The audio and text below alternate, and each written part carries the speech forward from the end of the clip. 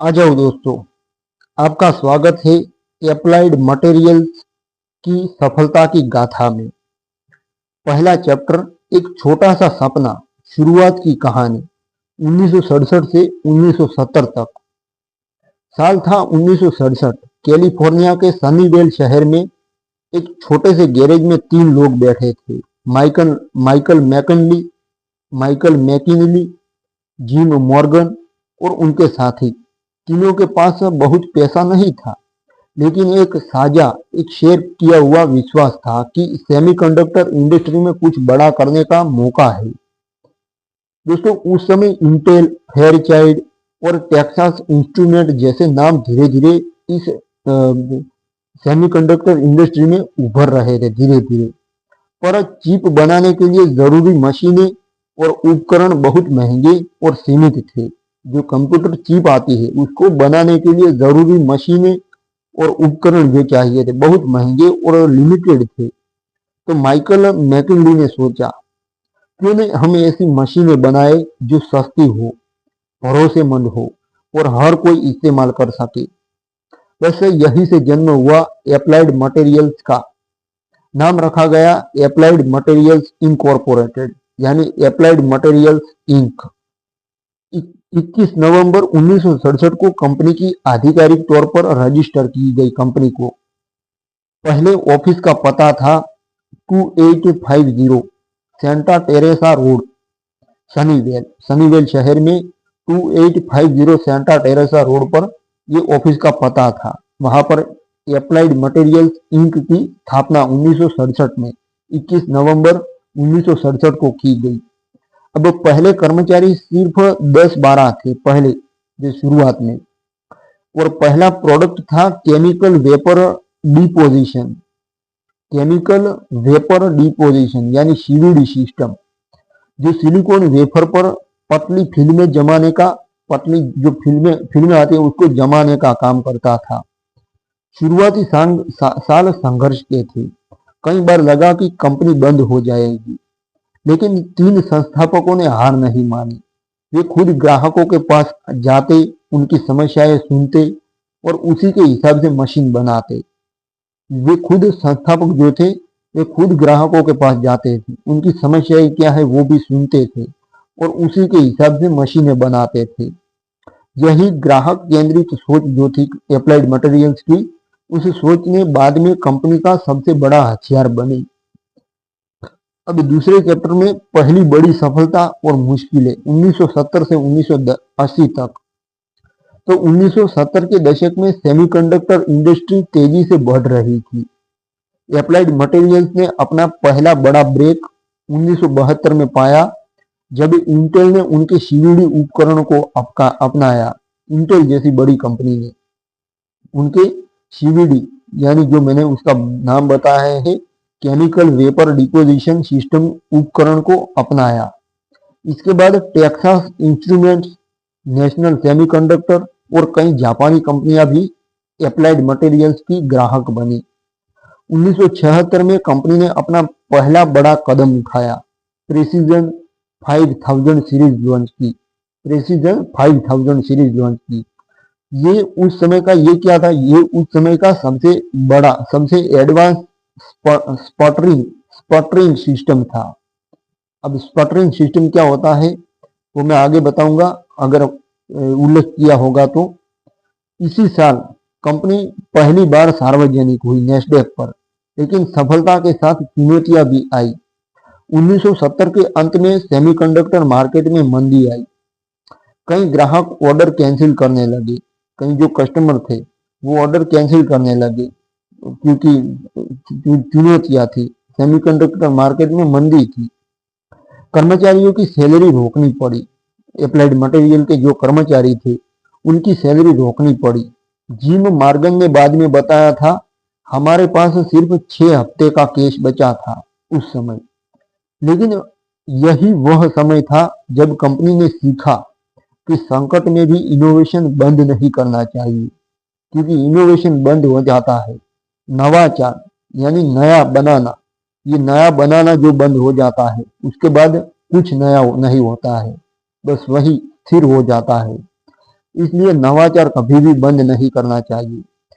Engineers रात दिन करते रहे। 1980 आते आते जब मार्केट वापस से उभरा तो अप्लाइड मटेरियल्स सबसे तैयार कंपनी थी।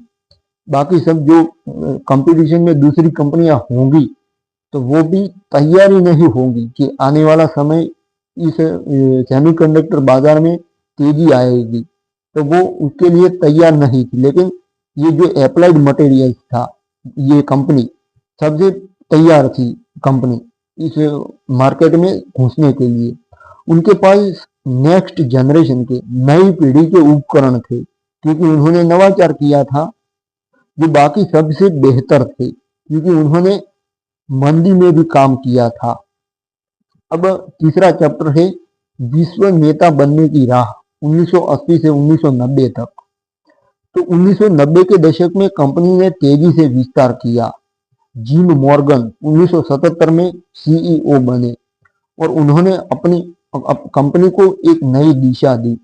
हम सिर्फ मशीनें नहीं बेचेंगे, हम अपने ग्राहकों को सफल बनाएंगे।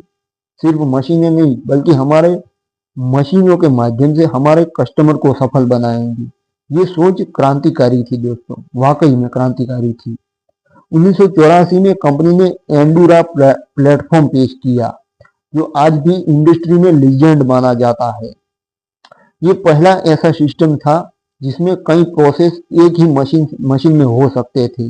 क्लस्टर टूल कॉन्सेप्ट, इसके चिप बनाने की लागत, इस मशीन के कारण चिप बनाने की लागत बहुत कम हुई और स्पीड बढ़ी। 1980 के अंत तक कंपनी जापान में भी मजबूत हो गई। उस समय जापानी कंपनियां जैसे तोशिबा, एनईसी, हिटाची दुनिया पर राज कर रही थी।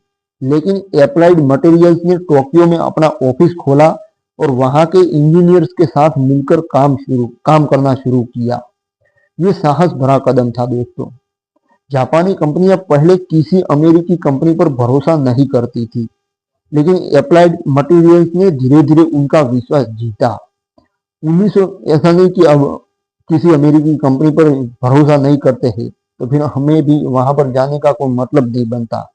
ऐसा कंपनी ने रुख न अपनाया, बल्कि ऐसा रुख अपनाया कि धीरे धीरे उनका विश्वास जीता जा सकता है। 1990 तक कंपनी दुनिया की नंबर 1 सेमीकंडक्टर उपकरण निर्माता बन गई। 1990 तक दुनिया की नंबर 1 सेमीकंडक्टर उपकरण निर्माता बन चुकी थी। अब चौथे चैप्टर में नई चुनौतियां और नई सोच 1990 से साल 2000 तक। 1990 के दशक में टेक्नोलॉजी तेजी से बदल रही थी। चिप का साइज छोटा होता जा रहा था, एक माइक्रोन से 0.18 माइक्रोन तक। इसके लिए कॉपर इंटरकनेक्ट, आई के डाई इलेक्ट्रिक्स जैसी नई टेक्नोलॉजी चाहिए थी। अब 1 माइक्रोन से 0.18 माइक्रोन तक की चिप छोटे होते जा रहे थे। तो इसके लिए कॉपर इंटरकनेक्ट, आई के डाई इलेक्ट्रिक्स जैसी नई टेक्नोलॉजी चाहिए थी। अप्लाइड मटेरियल्स ने बड़ा दाव खेला इसमें भी। उन्होंने क्या किया कि 1997 में ओपस और वेरियन उन जैसी कंपनियों को खरीदा ताकि आयन इम्प्लांटेशन में भी मजबूत हो कंपनी। अप्लाइड मटेरियल्स मजबूत हो आयन इम्प्लांटेशन में। अब 1990 के अंत में .com बबल फटा, सेमीकंडक्टर इंडस्ट्री फिर से संकट में आ गई, कई कंपनियां बंद हो गई। लेकिन अप्लाइड मटेरियल्स ने फिर वही किया जो वे हमेशा करते थे, इनोवेशन पर फोकस किया दोस्तों। उन्होंने 300 वेकर टेक्नोलॉजी पर काम शुरू किया, जो उस समय सिर्फ सपना था दोस्तों। 300 वेफर टेक्नोलॉजी पर उन्होंने काम शुरू किया, क्योंकि अब उनके पास टाइम था, क्योंकि मार्केट में कोई ज्यादा उतना काम नहीं था, प्रोडक्ट बिक नहीं रहे थे, मंदी थी और .com बबल फटा था। इसके कारण उन्होंने टाइम मिला, तो उन्होंने टाइम मिलते ही इनोवेशन शुरू किया। 300 वेफर टेक्नोलॉजी पर काम किया, जो उस समय सिर्फ सपना था, बहुत बड़ा सपना माना जाता था। सबसे बड़ी बात, कंपनी ने कभी भी कर्मचारियों को बड़े पैमाने पर निकाला नहीं। उनको बाहर नहीं निकाला। जिम मॉर्गन ने कहा था, हमारे लोग हमारी सबसे बड़ी प्रॉपर्टी है, संकट में हम उन्हें नहीं छोड़ सकते। ऐसा उन्होंने कहा था जिम मॉर्गन ने, कंपनी के फाउंडर ने। यह विश्वास कर्मचारियों में इतना गहरा था कि वे खुद ओवर टाइम करते, बिना सैलरी के भी काम करते। अब दोस्तों, एक मैं बात बोलना चाहूंगा कि अगर आप किसी कंपनी में काम कर रहे हो और आप काम दिल से नहीं करते हो, तो आप सोचो कि कंपनी रहेगी तभी तो आपकी जॉब, आपका वो आपका करियर बना रहेगा। अगर कंपनी ही नहीं रहेगी तो आपका आपका वजूद क्या है। इसलिए जो काम करते हो, जिस संगठन या कंपनी में काम करते हो, दिल से काम करो दोस्तों। ये सीखना चाहिए इसमें से। अब 21वीं सदी का युग, चैप्टर 5, 2000 से 2015 तक। तो 2003 में जिम मॉर्गन के रिटायर होने के बाद माइक स्प्लिंटर सीईओ बने।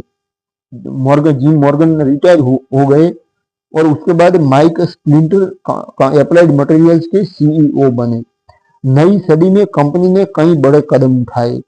2006 में एप्लाइड मटेरियल्स ने सोलर एनर्जी के क्षेत्र में प्रवेश किया। अब ये तो सेमीकंडक्टर क्षेत्र की कंपनी थी, तो उसने सोलर एनर्जी के क्षेत्र में भी प्रवेश किया।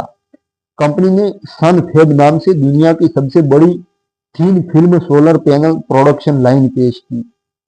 हालांकि बाद में सोलर एनर्जी में भारी उतार चढ़ाव आए और कंपनी को ये बिजनेस छोड़ना पड़ा। लेकिन इस कदम ने दिखाया कि एप्लाइड मटेरियल्स सिर्फ सेमीकंडक्टर तक सीमित नहीं रहना चाहती, वह भविष्य की टेक्नोलॉजी में इन्वेस्टमेंट करने को भी तैयार है। अब 2013 में गैरी डिकरसन सीईओ बने। 2013 में गैरी डिकरसन, उनके नेतृत्व में कंपनी ने enabling the future, enabling the future, ENABLING, enabling the future, ये नया विजन अपनाया उन्होंने। एनेबलिंग द फ्यूचर, एक नया विजन अपनाया। अब फोकस सिर्फ चिप बनाने पर नहीं, बल्कि artificial intelligence, big data, internet of things, automotive और 5G जैसी नई टेक्नोलॉजी को सक्षम करने पर फोकस था। कंपनी ने nano technology, 3D NAND, FinFET, UV lithography, इन जैसी अत्याधुनिक तकनीकों में नेतृत्व किया। ताइवान की TSMC, कोरिया की सैमसंग और इंटेल, दुनिया की 3 सबसे बड़ी चिप कंपनियां सभी एप्लाइड मटेरियल्स के उपकरणों पर निर्भर थी। ये बड़ी बड़ी जो सैमसंग, ताइवान की TSMC और कोरिया की सैमसंग और इंटेल, ये इतनी बड़ी बड़ी टॉप 3 कंपनियां एप्लाइड मटेरियल्स के उपकरणों पर निर्भर थी। उनके उपकरणों के माध्यम से वो सैमसंग, इंटेल और TSMC चिप बनाती थी। अब अध्याय 6, आज का एप्लाइड मटेरियल्स और भविष्य की ओर, 2015 से अब तक 2025। आज एप्लाइड मटेरियल्स सिर्फ एक कंपनी नहीं, एक संस्थान है। 33,000 से ज्यादा कर्मचारी, 19 देशों में ऑपरेशन, 100 से ज्यादा देशों में कस्टमर। कंपनी का मुख्यालय अब सांता क्लारा, कैलिफोर्निया में है। सिलिकॉन वैली का दिल कहा जाता है, टेक्नोलॉजी हब है California, Santa Clara. Silicon valley का दिल है सांता क्लारा, वहां पर इसका कंपनी का हेडक्वार्टर है। अब पिछले दशक में कंपनी ने आर्टिफिशियल इंटेलिजेंस और मशीन लर्निंग को अपने उपकरणों में शामिल किया। अब मशीनें खुद सीखती है, खुद सुधार करती है। स्मार्ट फैक्ट्री का सपना सच हो रहा है। सबसे खास बात तो ये है कि कंपनी ने हमेशा समाज और पर्यावरण के प्रति जिम्मेवारी निभाई। 2025 तक कार्बन न्यूट्रल बनने का लक्ष्य, पानी की बचत, महिलाओं और अल्पसंख्यकों को बढ़ावा देना, ये सब कंपनी की संस्कृति का हिस्सा है। गैरी डिकरसन अक्सर कहते हैं, कंपनी के सीईओ, हम सिर्फ चिप्स नहीं बनाते, हम भविष्य बनाते हैं। हर स्मार्टफोन, हर इलेक्ट्रिक कार, हर आर्टिफिशियल सिस्टम में हमारा योगदान है। अब अंतिम संदेश के साथ इस पुस्तक को, छोटी सी आई बुक को खत्म करते हैं। तो एप्लाइड मटेरियल्स की कहानी ये सिखाती है कि सफलता पैसों से कभी नहीं आती, सिर्फ पैसों से सफलता कभी नहीं मिलती। सफलता मिलती है धैर्य, विश्वास, लगातार इनोवेशन, इससे सफलता मिलती है दोस्तों। ये भी सीखने की बात है। अब 5 दशकों में कंपनी ने कई संकट देखे, कई बार लगभग डूबते डूबते बची, लेकिन हर बार और मजबूत होकर उभरी। जब टाइम मिला तो इनोवेशन किए, रिसर्च किया और नवाचार किया, नए प्रोडक्ट बनाए और स्मार्ट टेक्नोलॉजी पर अग्रसर रही। अब ये सिर्फ एक कंपनी की कहानी नहीं है, ये उस अमेरिकी सपने की कहानी है जो एक छोटे से गैरेज से निकला और पूरी दुनिया को बदल दिया। ये उन सभी उद्यमियों के लिए, उन सभी लोगों के लिए, मैं तो कहता हूँ सभी लोगों के लिए प्रेरणा है जो आज अपने गैरेज में, अपने छोटे से ऑफिस में कुछ बड़ा करने का सपना देख रहे हैं। अभी तो शुरुआत है, कुछ बड़ा करने का सिर्फ सपना देख रहे हैं, अभी कुछ किया नहीं है, तो उनके लिए ये एक प्रेरणा है दोस्तों। क्योंकि अगर 1967 में 3 लोग एक गैरेज में सपना देखते थे, तो आप भी देख सकते हैं। Applied materials, making possible a better future. आपका बहुत बहुत धन्यवाद। एक छोटी सी आई बुक मैंने आपके सामने प्रस्तुत की, आशा करता हूँ आपको अच्छी लगी होगी, और दिल की गहराइयों के साथ आपका बहुत बहुत धन्यवाद दोस्तों।